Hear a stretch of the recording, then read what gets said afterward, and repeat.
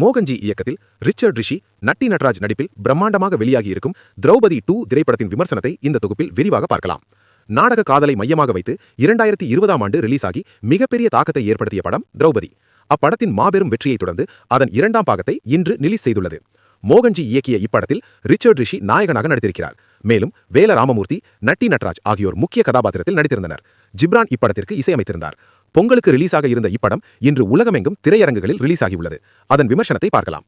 சுல்தான் மன்னன் சவுத் இந்தியாவில் நுழைந்து இங்குள்ள பெருமாள் கடவுளை வணங்கும் மக்களை வலுக்கட்டாயமாக மதம் மாற வற்புறுத்துவதுடன் பெண்களை பாலியல் தொல்லையும் செய்ய முற்படுகிறான். இதை பொறுத்துக் கொள்ளாமல் அரசரின் படைத்தளபதியான ஹீரோ ரிச்சர்ட் ரிஷி களமிறங்க, இதன் பிறகு என்ன நடந்தது, ஹீரோ செய்த தரமான சம்பவங்கள் என்ன என்பதே இந்த திரௌபதி 2 திரைப்படத்தின் மீதி கதை. முதல் பாதி போர் அடிக்காத அளவுக்கு சீன்கள் எல்லாம் வேகமாக நகர்ந்தது. டக்குன்னு முடிஞ்சது போல் இருந்தது. ஜிப்ரானோட பின்னணி இசை மற்றும் பாடல்கள் பல சீன்களுக்கு நல்ல உயிரோட்டமாக இருந்தது. கடைசியில் வரக்கூடிய திரௌபதி போர்ஷன் நல்லா பண்ணியிருந்தாங்க. சில ட்விஸ்டுகளும் படத்தில் இருக்கு. மேக்கிங் பொறுத்தளவில் AI, லைவ் லொகேஷன், CG என எல்லாத்தையும் போட்டு மேக் பண்ணியிருக்காங்க. லைவ் லொகேஷனில் எடுத்த காட்சிகள் நன்றாக உள்ளது. படத்தின் ரைட்டிங் பெருசா கவரும்படி இல்ல, இன்னும் பெட்டரா பண்ணியிருக்கலாம். திரைக்கதை ஓட்டம் பல சீன்களில் பெட்டரா பண்ணியிருக்கலாம் என தோன்ற வைத்தது. ஏகப்பட்ட கேரக்டர்கள் படத்தில் வருகிறார்கள். அவங்க யாருக்குமே திடமான ரோல் இல்லையோன்னு ஃபீல் ஆனது. AI மற்றும் VFX போர்ஷன்கள் எல்லாம் இன்னும் பெட்டரா பண்ணியிருக்கலாம்.